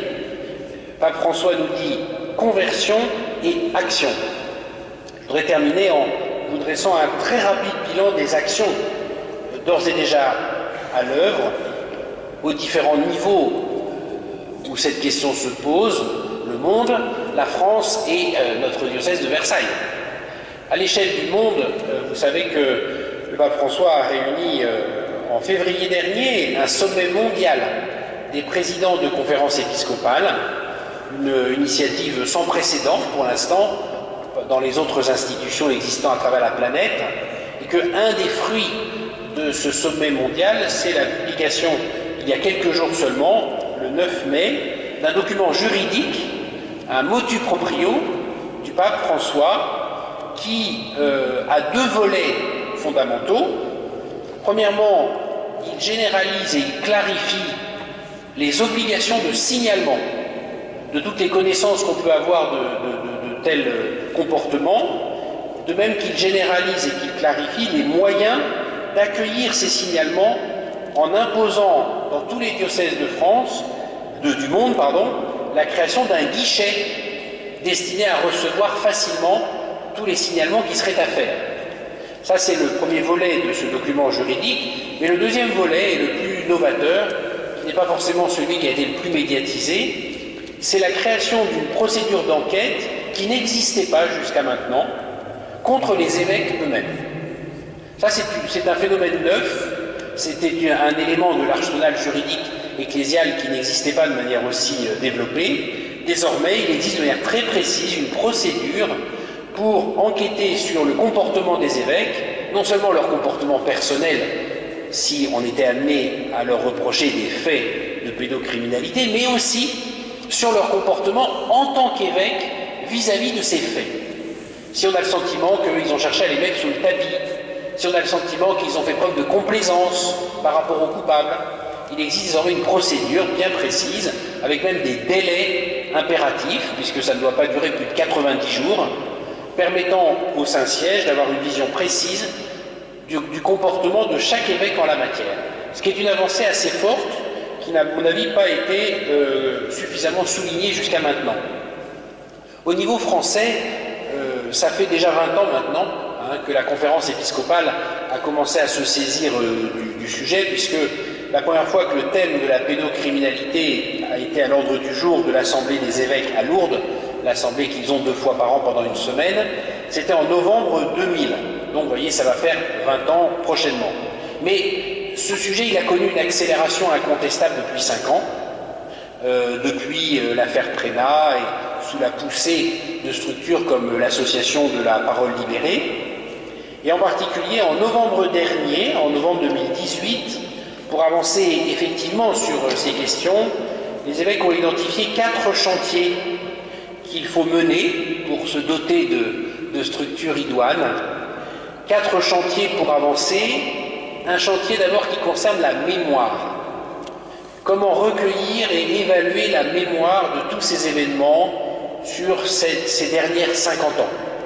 Et pour ça, on a créé une commission indépendante confiée au vice-président du Conseil d'État, M. Jean-Marc Sauvé, commission qui a comme responsabilité de rendre d'ici 2 ans un panorama de la réalité du phénomène de la pédocriminalité dans l'Église de France depuis la fin de la Seconde Guerre mondiale. C'est une mission titanesque, parce qu'elle demande évidemment d'explorer de manière très complète des archives qui sont éparpillées dans bien des lieux et pas toujours gérées mais professionnelles. Mais c'est une mission dont nous attendons beaucoup, parce qu'au-delà de l'opération Vérité, qui est le minimum qu'on puisse attendre, nous espérons pouvoir recueillir justement suffisamment de récits, suffisamment de cas précis circonstanciés pour confier ces récits à des spécialistes en psychologie, en sociologie, en étude des organisations, pour nous aider à mieux comprendre les mécanismes propres de la pédocriminalité dans l'Église. Je vous l'ai dit il y a un instant, on commence à comprendre qu'il y a des ressorts propres, mais on est encore loin de les avoir mis complètement à jour. Donc ce chantier de la mémoire, il est très important et il vient de commencer. Un deuxième chantier, c'est celui des gestes financiers à envisager vis-à-vis des victimes. C'est un sujet qui est très compliqué, parce qu'il y a un enjeu de reconnaissance de la souffrance des victimes qui passe par la possibilité de signifier cette reconnaissance par un geste financier, mais en même temps, il y a dans notre pays des règles juridiques d'indemnisation qui ne sont pas du même ordre. C'est le coupable qui indemnise les victimes. Et souvent, le coupable, il est mort. Alors qu'est-ce qu'on fait? Et en droit français, un prêtre, il faut le savoir, n'est pas le salarié de son évêque. Un prêtre, il est travailleur indépendant pour le droit français. Donc, un évêque ne peut pas indemniser une victime, parce qu'il n'est en rien coupable, sauf si on peut prouver qu'il a caché sciemment les faits, mais a priori, il n'est pas coupable pénalement de ce qu'a fait le prêtre. Donc c'est très compliqué de donner un statut à la fois juridique et fiscal à ce geste financier, sachant que même si ça peut sembler contraire au bon sens, nous sommes très entravés par la loi dans nos possibilités d'envisager des indemnisations. Troisième chantier, la prévention. Qu'est-ce qu'on doit faire de mieux, de plus? Comment est-ce qu'on doit systématiser les efforts de prévention dans les écoles catholiques, dans les paroisses, dans toutes les institutions qui sont les nôtres? Et quatrième chantier, qui lui non plus n'est pas très simple, l'accompagnement des fautifs. Qu'est-ce qu'on en fait? C'est très compliqué, cette question. C'est très compliqué parce que on a d'abord et avant tout à chercher la justice. C'est un préalable, et à cet égard, il est aujourd'hui bien clair que la coopération avec la justice de notre pays doit être totale et transparente. Mais une fois que la justice est passée, qu'est-ce qu'on fait? C'est un sujet qui est très compliqué parce que la société française n'envisage aucune rémission pour ces gens-là. Et les communautés chrétiennes encore moins. Quelle paroisse aujourd'hui envisagerait sereinement que Monseigneur Aumônier y mette un prêtre, même simplement comme vicaire, sortant de prison? S'il est sorti de prison parce qu'il avait tapé dans la caisse dans la paroisse d'à côté, ça passera plutôt bien. Un certain nombre de paroissiens se disant, si ça se trouve, il sera habile pour trouver des sous pour notre paroisse. S'il est passé en prison pour des faits de mœurs, aucune communauté n'en voudra. Je dis ça sur le mode du sourire. En vrai, c'est des sujets éminemment délicats, mais c'est juste pour vous faire prendre conscience que notre capacité à imaginer la possibilité d'un rebond est finalement à géométrie variable en fonction de la nature du crime. Et c'est assez compréhensible. Mais la question demeure. La sanction doit être donnée, la sanction doit être exécutée, et après.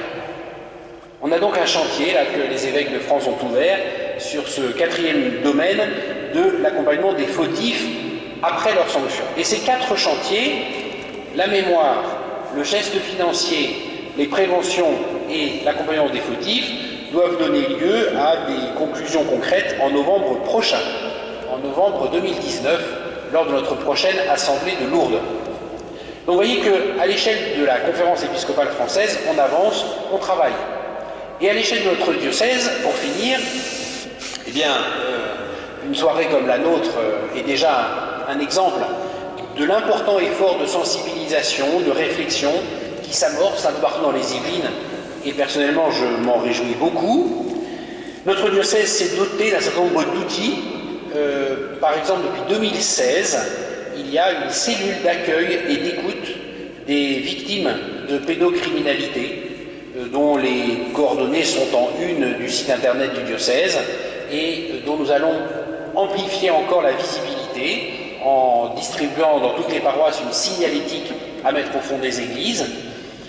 Toute personne qui, pour un proche ou pour elle-même, a à signaler un fait d'agression ou de viol qu'elle a subi, a le choix, soit de saisir cette cellule qui est composée de professionnels laïcs indépendants du diocèse, soit de s'adresser directement à l'évêque. Et notre engagement, c'est que toute personne qui saisisse l'un ou l'autre ait un contact dans les 24 heures. Tout ça, évidemment, sur un fond ordinaire de collaboration étroite, transparente et confiante avec la justice telle qu'elle s'exerce dans le département des Yvelines. Nous avons des relations tout à fait efficaces avec le procureur, qui est d'ailleurs une femme et qui vient tout juste de changer, et cette volonté très claire de transparence et de soumission ordinaire à la loi comme elle est, joue à plein dans les Yvelines, et elle s'est encore manifestée pas plus tard que vendredi dernier, à l'occasion de la mise en examen d'un des prêtres de notre diocèse, dont vous avez sans doute eu écho par les médias. Voilà, je conclus en vous disant ma conviction que nous sommes véritablement engagés dans une phase de purification, qui est un don de Dieu, dans la mesure où cette phase nous permettra de construire ou de consolider une Église et plus largement une société, qui soit une société, une Église de l'attention, et non pas une société ou une Église de la peur. Parce qu'évidemment, on voit bien qu'il y a un risque là sur le sujet. Il y a un risque que nous bâtissions des relations, notamment sur ce terrain de la relation éducative, dominées désormais par la peur, qu'on n'envoie plus nos enfants en colonie de vacances, qu'on ne les mette plus au scout, qu'on ne les inscrive plus au caté, qu'on préfère ne pas les mettre dans les structures éducatives parce qu'on aurait peur. Pour éviter cette généralisation d'une société de la peur, nous avons à construire une société de la confiance, de la vigilance et de l'attention. Je vous remercie.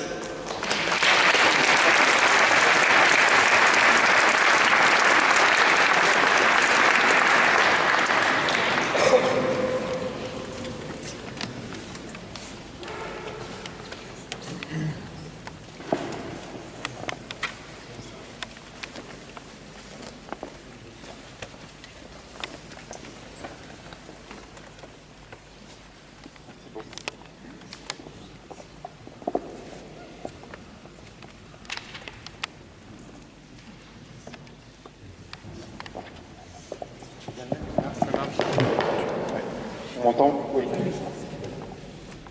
Alors merci beaucoup pour votre participation. On a eu beaucoup de questions, énormément. On ne pourra pas répondre, je ne pense pas qu'on pourra répondre à poser toutes les questions.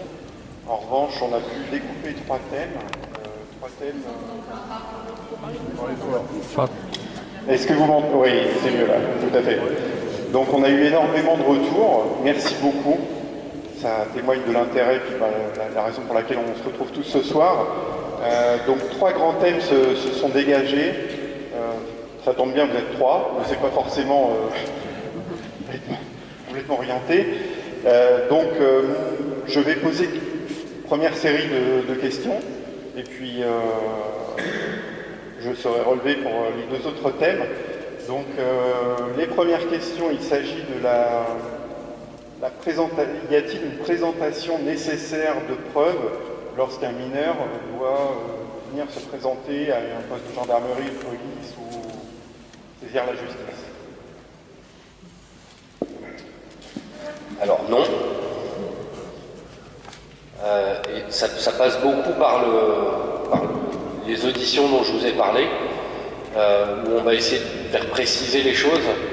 Et en fait, il y a des choses qui ne trompent pas quand un enfant vient à s'exprimer sur des faits qui ne sont pas naturels pour son âge. Forcément, il va employer des termes, il va expliquer les choses de telle sorte à ce qu'on comprenne que les faits sont crédibles. Ensuite, on l'envoie quand même auprès d'un médecin, parce qu'il peut y avoir des séquelles physiques aussi, ça peut se voir physiquement lorsqu'un enfant a subi des abus, et auprès d'un psychologue pour venir authentifier tout ça. Ensuite, il y a toutes les investigations à mener sur la personne auteur de l'infraction, où là on a quand même pas mal de choses qu'on peut mettre en place, hein. Des perquisitions au domicile, perquisitions des téléphones, ordinateurs, les sites qu'ils consultent, etc. Et tout ça sont des éléments de preuve pour l'enquête. Voilà. Merci. Et justement, est-ce qu'il y a des environnements où les mineurs sont les plus exposés? Il y en a forcément. Est-ce que statistiquement ou quoi, vous pouvez faire toutes les questions? D'accord, ok. Existe-t-il donc des fichiers comme les fichiers S, un fichier pour les pédophiles? La majorité sexuelle au niveau de la loi, est-ce qu'il y a une majorité reconnue? Conditions, alors, pardon? Quelles sont les conditions juridiques lorsqu'un mineur commet des actes sur un autre mineur, comme un viol? Y a-t-il un fichier S comme y a-t-il un équivalent de fichier S pour les pédophiles, les actes pédophiles? Quels sont les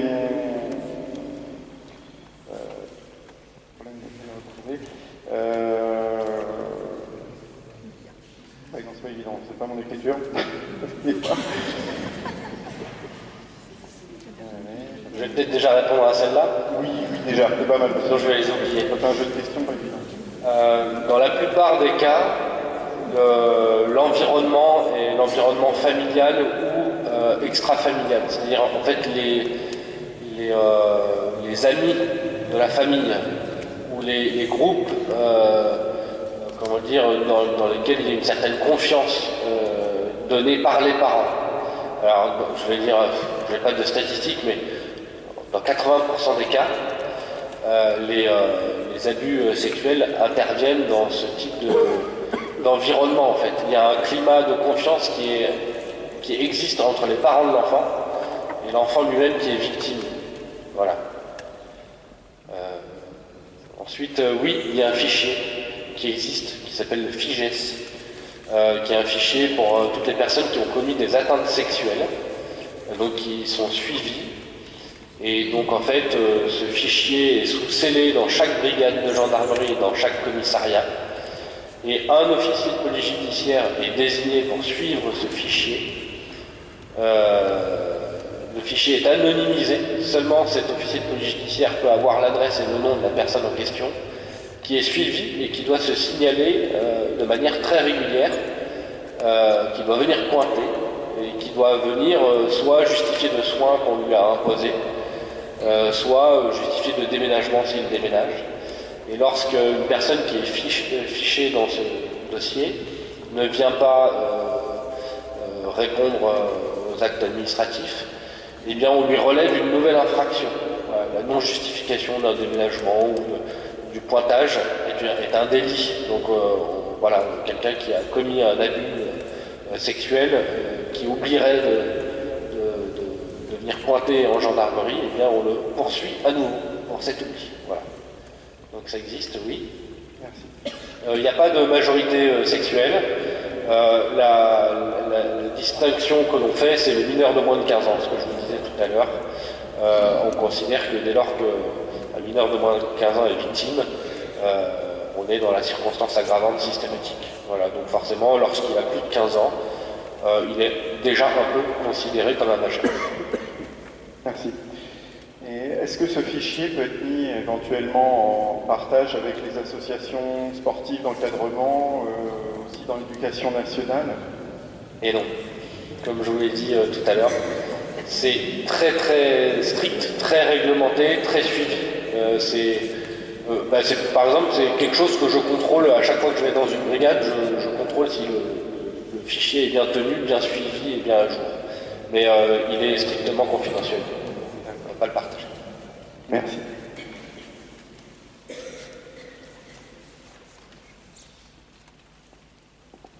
Voilà. Donc ensuite, il y a toute une série qui sont plutôt d'ordre médical.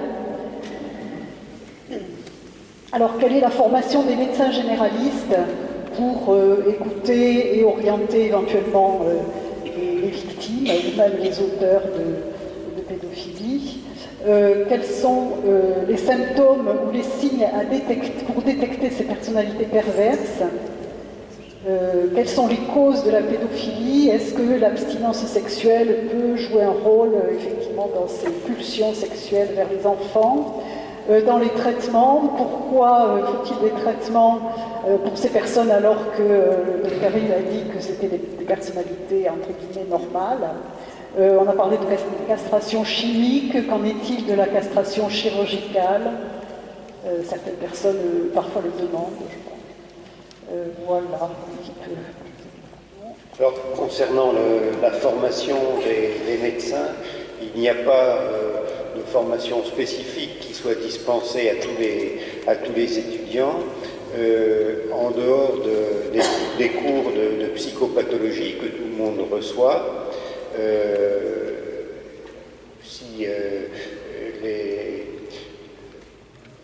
Ce sont surtout les psychiatres, si vous voulez, les psychologues qui, au cours de leur cursus, vont développer des connaissances spécifiques. Mais elles ne sont pas systématiques à l'ensemble c'est pas donné systématiquement à l'ensemble des futurs médecins. Il y a bien sûr des pointages, des éclairages, mais c'est pas développé, si vous voulez, c'est beaucoup moins développé que les cours sur les grandes pathologies psychiatriques. Néanmoins, la sensibilisation, disait Monseigneur, là de plus en plus on prend conscience de ces drames et voilà, les cours se développent et insistent sur les conséquences au long terme. Le point sur alors, comment repérer les actes les futurs auteurs d'actes de pédocriminalité. Oui, je remercie Monseigneur d'utiliser plutôt ce terme que celui de pédophilie, dont j'avais souligné le caractère ambivalent et contradictoire finalement. Donc on parle maintenant effectivement de pédocriminalité. Alors malheureusement, il est quasiment impossible de détecter un futur criminel. Il y a des comportements qui doivent alerter, c'est ce que j'ai essayé de dire tout à l'heure. en particulier pour ces structures perverses de la personnalité qui sont très difficiles malgré tout à démasquer parce qu'ils sont souvent très charismatiques, séducteurs, enjôleurs et qui attirent à eux finalement toute une cour de personnes qui sont sous leur charme. Ce qui est très important, c'est à mon sens, de l'aspect éducatif auprès des enfants et de bien leur signaler ce qui est normal et ce qui ne l'est pas. J'ai une question que j'ai oubliée. À partir de quel âge peut-on parler à un enfant de ses comportements pervers? Oh ben ça c'est difficile, mais après à chaque âge, voilà, la maman doit, ou les parents, les papas et les mamans doivent utiliser des termes adaptés et dès qu'ils sont finalement scolarisés, quoi, dès qu'ils rentrent dans la société, de façon adaptée et ajustée à leur âge, on doit leur enseigner comme on leur enseigne de ne pas traverser la rue sans regarder. Voilà, il y a des précautions élémentaires, voilà, sans bien sûr être trop intrusif et perturber un développement, puisque la confiance doit être toujours de mise. Un enfant, c'est une personnalité pure, si vous voulez. Donc, il ne faut pas non plus être trop intrusif et les perturber. Mais il y a certainement une éducation de réflexion, c'est technique, c'est-à-dire que les psychologues, les spécialistes de l'éducation doivent intervenir, donner leur point de vue et qu'il y ait que cet aspect très, très particulier, très sensible soit mis en œuvre dans les familles, c'est difficile, mais en tout cas dans les établissements scolaires. Le troisième point, c'était sur la notion du traitement et les castrations chimiques. Alors les castrations chirurgicales, ce n'est pas des mesures thérapeutiques de notre pays. Les castrations chimiques, ce qui est donc indiqué, ce sont des traitements anti-hormonaux, anti-testostérone, qui est l'hormone mâle, masculine, pardon, et qui peut aider à brider des pulsions sexuelles que certains criminels ont du mal à maîtriser.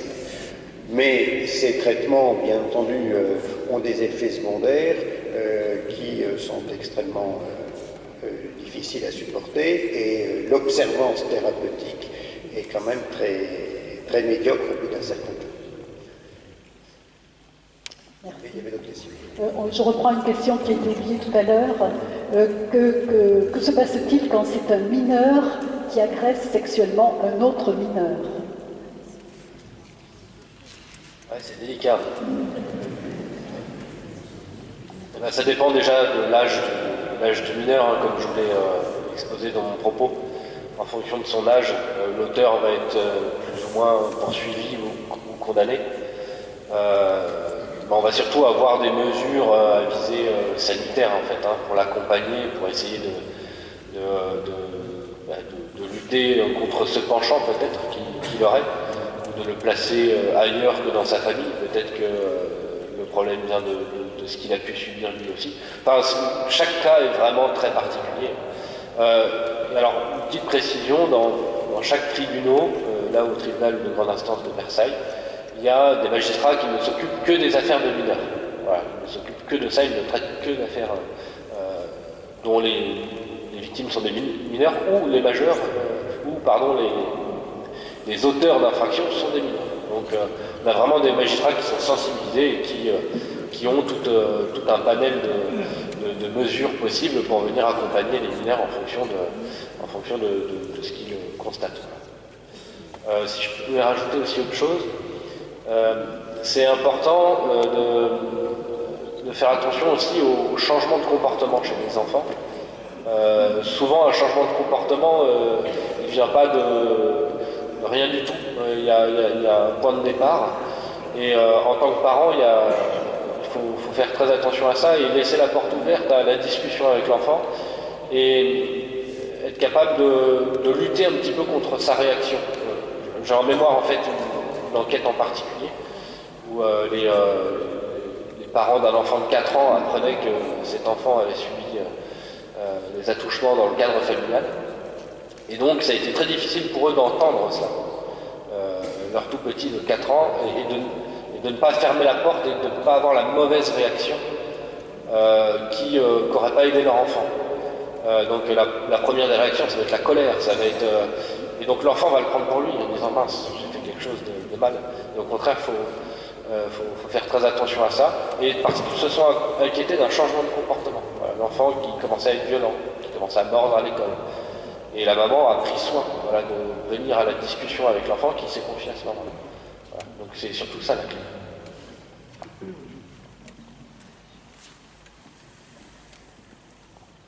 Merci beaucoup. Écoutez, le troisième thème concerne plus directement les prêtres et l'ensemble des religieux et des éducateurs des enfants dans le cadre de l'Église. Et en particulier, pour ce qui concerne les prêtres, il y a beaucoup de questions qui ont été posées, plus d'une vingtaine de petits papiers. Fort heureusement, certains d'entre vous ont déjà eu, je pense, la réponse à leurs questions parce que Monseigneur Valentin a été très précis sur un certain nombre de sujets. Et si vous me le permettez, donc, je vais laisser ces papiers-là de côté. Mais ce qui préoccupe essentiellement au travers de vos questions sont plusieurs thèmes. Le premier concerne la formation des prêtres, et des futurs prêtres, donc au cours du séminaire bien sûr, et aussi dans leurs premières années de sacerdoce, mais aussi tout au long de leur ministère et tout au long des différents services et des différents apostolats qu'ils sont amenés à conduire auprès de groupes très différents. Donc, comment sont-ils formés? Comment peuvent-ils éventuellement et à qui faire part de leurs difficultés? Comment un prêtre qui sent confusément qu'il a peu de mal à gérer certaines pulsions peut-il en parler à l'intérieur de l'Église auprès de ses confrères ou de sa, entre guillemets, hiérarchie? Donc c'est un point qui préoccupe. Bien entendu, à la suite de cette préoccupation-là, vient la notion des sacrements, en particulier comment une confession peut-elle se faire auprès d'un prêtre qui a ce type de penchant, comment également les prêtres eux-mêmes se confessent-ils dans un cas comme celui-là, avec le lien refait avec la société civile et avec, bien sûr, à ce moment-là, les signalements dont vous avez parlé les uns et les autres. Troisième partie, je peux m'arrêter au milieu si vous voulez commencer à répondre, mais sinon je peux peut-être développer l'ensemble des questions pour que vous fassiez un chapeau de l'ensemble. Troisième partie, des prêtres qui ont commis ce type d'abus sont écartés d'une façon ou d'une autre de leur ministère et du contact qu'ils peuvent avoir avec des paroissiens. Est-ce que cela se passe de la même façon dans tous les diocèses? Et surtout, après coup, ou des années après, que deviennent ces prêtres et comment sont-ils accompagnés jusqu'à la fin de leur vie de prêtre? Peuvent-ils éventuellement reprendre une fonction ou un service dans l'Église?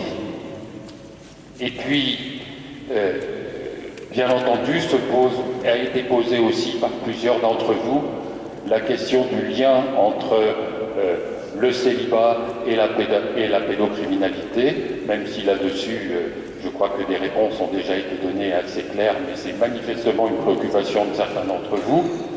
Et puis une autre question aussi, qui peut-être est un peu sur le côté, est un peu en marge, mais qui préoccupe certains d'entre vous aussi, c'est le lien entre la position de l'Église vis-à-vis des jeunes enfants et vis-à-vis des enfants en général, et la limite entre ce qui est, entre guillemets, un châtiment corporel et des gestes déplacés. Voilà, je crois qu'il y a déjà beaucoup de choses là, puis peut-être que d'autres pourront revenir après directement des uns ou des autres. J'ai pas compris la dernière question. La dernière question, c'est quelle est la position de l'Église? Excusez-moi, je crois que je vais retraduire. Je pense que le pape aurait dit qu'il n'était pas contre la fessée par rapport aux enfants, que dans la famille, que les enfants reçoivent la fessée, voilà. Et ça choque certains parents. Voilà. Donc, quelle est la position de l'Église par rapport au châtiment corporel, voilà, par rapport aux enfants? C'est des questions de nature assez différente. D'ailleurs, un certain nombre de points ne sont même pas des questions, c'est plutôt des thèmes en tant que tels. La formation, ces questions à la fois de sexualité et d'équilibre psychologique tiennent une place croissante dans la formation au séminaire. Il faudrait interroger nos anciens ici présents pour savoir comment ça a été pris en compte à leur époque. Moi, j'appartiens à une génération qui n'est déjà plus la génération des jeunes prêtres, où le sujet était déjà très présent. Moi, je suis sorti du séminaire il y a 20 ans, et déjà à l'époque, donc vous voyez, on n'était pas simplement poussé par la nécessité de faire face à la crise actuelle. Les questions touchant à la sexualité étaient très présentes, et sous tous leurs angles, que ce soit les enjeux psychologiques, les enjeux spirituels, c'est un sujet qui n'est en rien tabou dans la formation des prêtres. Peut-être, mais ça c'est une hypothèse personnelle, peut-être que sous l'influence d'un homme comme Jean-Paul II, ça va peut-être faire sourire certains d'entre vous parce que c'est contre-intuitif, mais on a développé une vision trop positive de la sexualité. Moi je crois que, si j'en juge par ma propre formation, la formation que j'ai reçue a consisté pour l'essentiel à montrer toutes les richesses, toute la beauté, toute la fécondité de la sexualité, qu'elle soit vécue dans l'ordre du mariage ou du célibat.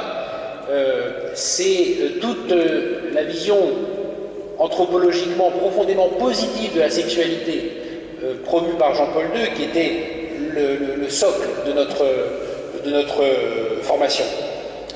Le résultat, c'est peut-être une certaine naïveté. Peut-être qu'on a été insuffisamment sensibilisé au fait que la sexualité, c'est aussi une pulsion de domination, que la sexualité, c'est aussi un lieu de perversité multiple. Peut-être que ces aspects-là n'étaient pas suffisamment présents dans la formation que j'ai reçue, et aujourd'hui, ces choses-là évoluent. Par exemple, c'est un exemple que je vous donne, les règles du jeu des formations des prêtres à travers le monde, qui sont codifiées dans un document qui s'appelle une ratio, prévoit désormais, ça c'est récent, qu'une évaluation psychologique des candidats faits par des gens compétents interviennent 2 fois dans le cours de leur formation. Et donc ça c'est des repères d'évaluation et de vérification qui n'existaient pas de manière aussi systématique il y a quelques années encore.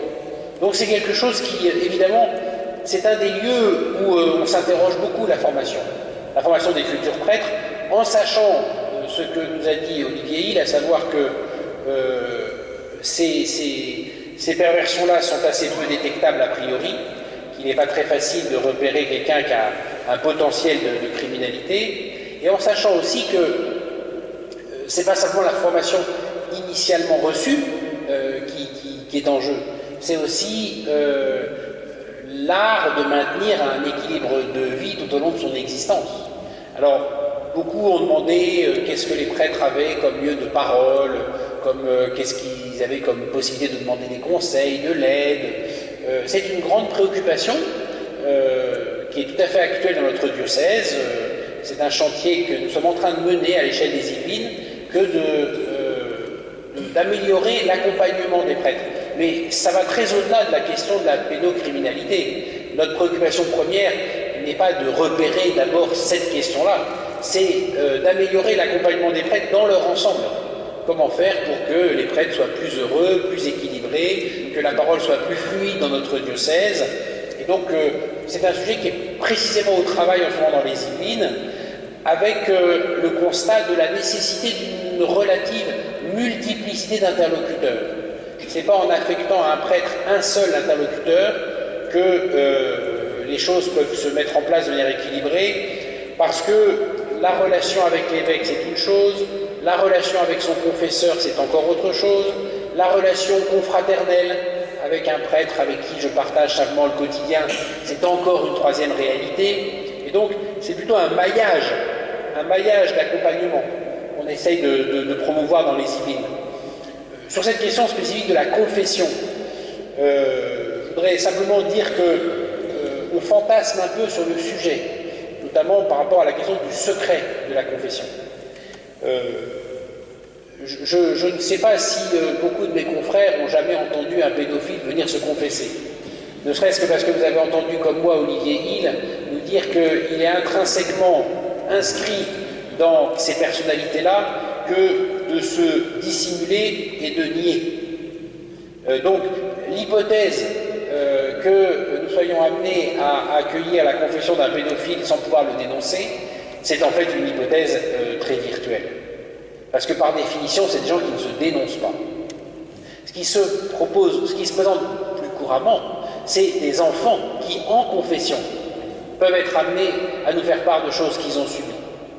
Et là, c'est le travail du confesseur que d'accompagner l'enfant pour l'amener à parler. Et ce que je veux dire, c'est que je suis convaincu que le secret de confession, loin d'être un obstacle à la vérité, favorise l'émergence de la vérité, en tant qu'il crée un climat dans lequel, notamment avec des adolescents, où on va pouvoir avancer avec eux, parler avec eux, et les amener petit à petit à trouver la force de parler eux-mêmes. Le fait de savoir qu'ils ont là un espace de parole protégé, dans lequel ce qu'ils vont dire restera dans l'intimité du dialogue avec le prêtre, c'est d'abord un atout pour qu'un dialogue puisse naître et se déployer. Donc moi, d'expérience, je considère le secret de la confession comme une chance pour faire advenir la vérité sur les questions de pédocriminalité, beaucoup plus que comme un obstacle. Alors, la question des prêtres écartés, je vous l'ai dit, c'est un des chantiers aujourd'hui qu'on a sur la table. Parce que le droit de l'Église prévoit les choses de manière assez précise. Il existe des sanctions dans l'Église face notamment à ces faits de pédocriminalité qui peuvent aller jusqu'au renvoi de l'État clérical.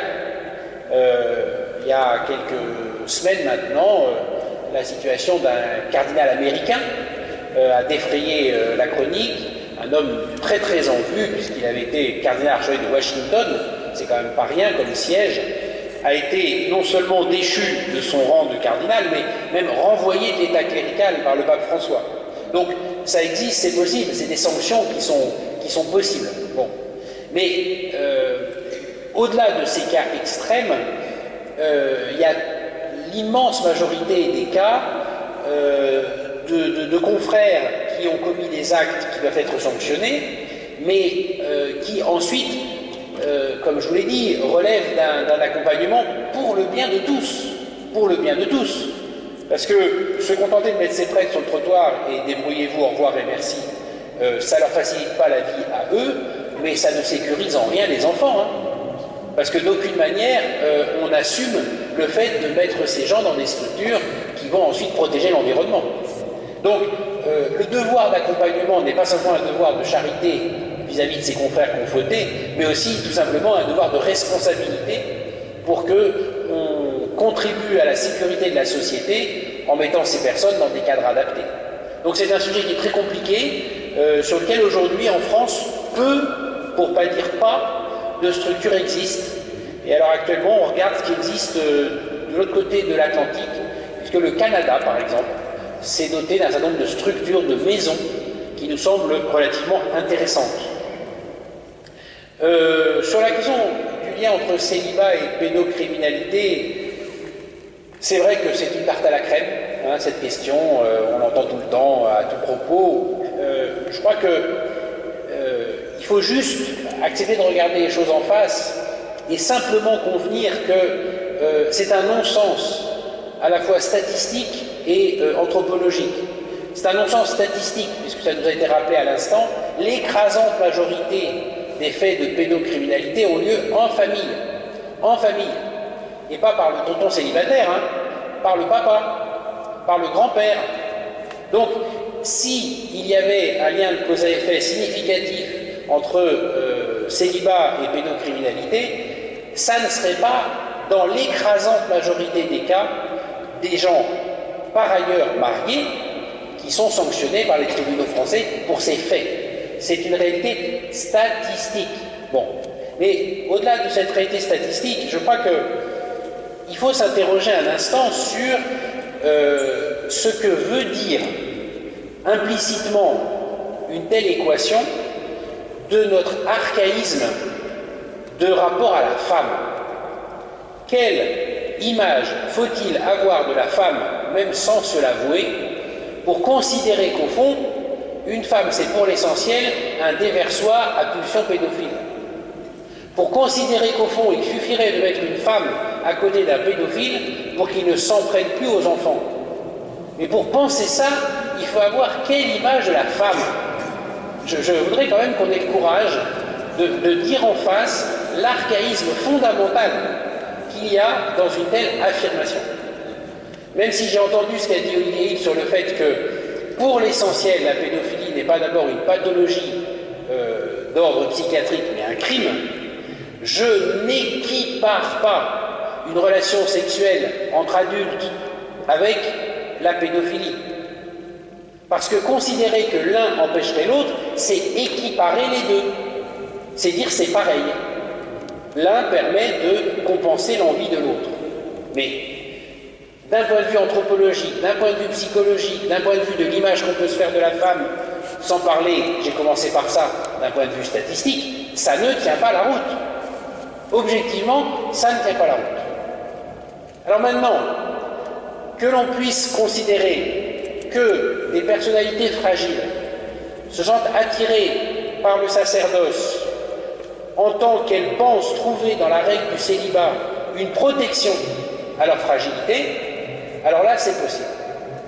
Et là on en revient au sujet initial qui est celui de la formation, comment détecter ces personnalités, comment réussir à repérer d'éventuelles recherches de protection pour évidemment identifier avec ces personnes que le chemin ne peut aboutir nulle part. Alors quant à la dernière question sur les châtiments corporels, alors là j'avoue mon insuffisance de connaissance du magistère, je ne connais aucun texte du magistère de l'Église en faveur du châtiment corporel. Aucun. Donc je ne sais pas sur quoi se base l'idée que l'Église puisse être favorable au châtiment corporel. Je ne connais pas de document de l'Église qui puisse donner ce sentiment-là.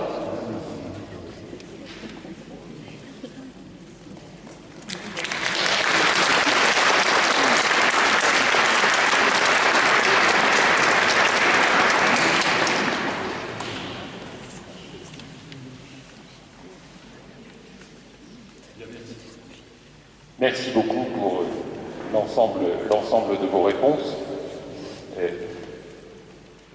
Je ne sais pas si l'un ou l'autre vous souhaitez ajouter quelque chose ou si nous passons la parole au Père Gérard pour conclure notre soirée.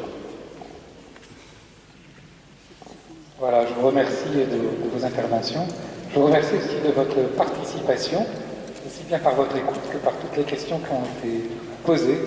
Je voudrais simplement terminer avec une prière que j'ai trouvée avec le Père Mathieu qui irait bien pour terminer cette soirée, qui est une prière de Saint François d'Assise. Là où il y a de la haine, nous mettons l'amour. Je vous invite à vous lever si vous voulez dire.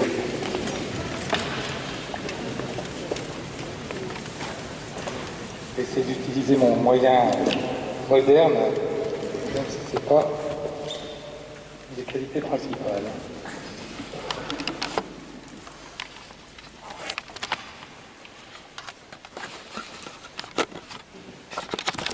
Seigneur, fais de moi un instrument de ta paix.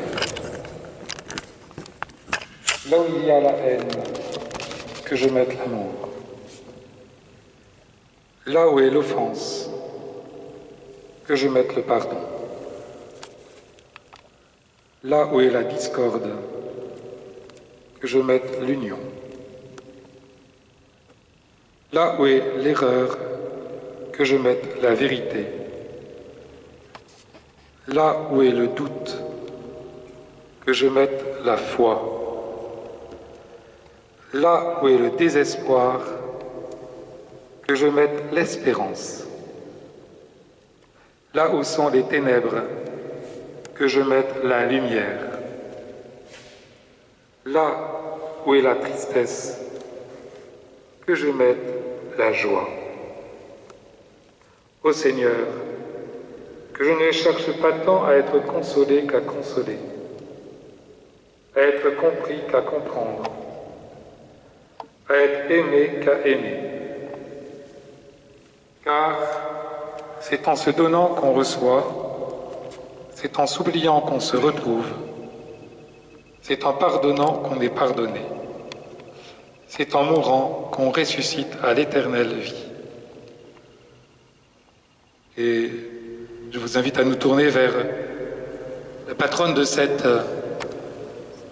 collégiale, vers Notre-Dame, pour lui confier toutes les victimes, tous les agresseurs, nous-mêmes, qui, comme nous l'a rappelé Bruno, nous sommes appelés à vivre tous une véritable conversion. Eh bien, demandons à Notre-Dame de nous y aider par sa pureté, par sa beauté, par sa bonté, par sa féminité. Je vous salue Marie, pleine de grâce, le Seigneur est avec vous. Vous êtes bénie entre toutes les femmes, et Jésus, le fruit de vos entrailles, est béni. Sainte Marie, Mère de Dieu, priez pour nous pauvres pécheurs, maintenant et à l'heure de notre mort. Amen. Je laisse Bruno nous donner la bénédiction. Le Seigneur soit avec vous. Et avec votre esprit. Que le Seigneur vous bénisse et vous garde, qu'il fasse resplendir sur vous son visage et vous prenne dans sa miséricorde, qu'il tourne vers vous son regard et vous apporte la paix, au nom du Père et du Fils et du Saint-Esprit. Amen. Bonne soirée à tous et bon retour.